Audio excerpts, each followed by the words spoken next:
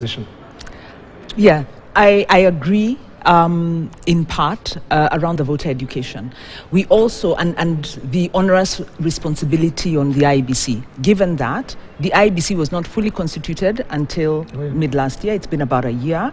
The budget that they asked for was also late in coming. Some of the regulations that the IEBC wanted enacted to make their work easier, like the code of conduct, were challenged in court.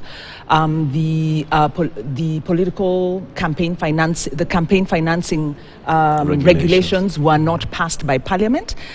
So the IEBC is working, apart from the huge, and then the IEBC has also repeatedly talked about the need to split the elections, so that we have the county level elections and the national elections on a different day. Of course, that's a constitutional matter.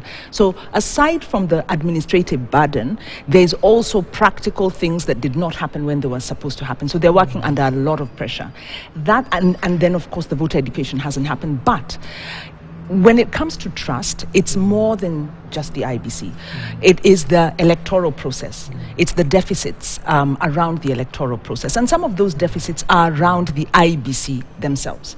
When you look at the procurement around especially the technology, every year since, well, you know, every election since the multi-party. Since Moses gave us the tablets. Yeah, actually, in the independence of Kenya, since we had an electoral commission, and this should have been broken, but, you know, you're looking at 2013, 2017, 2022. Right. And, you know, the stories that come around the procurement, the single sourcing.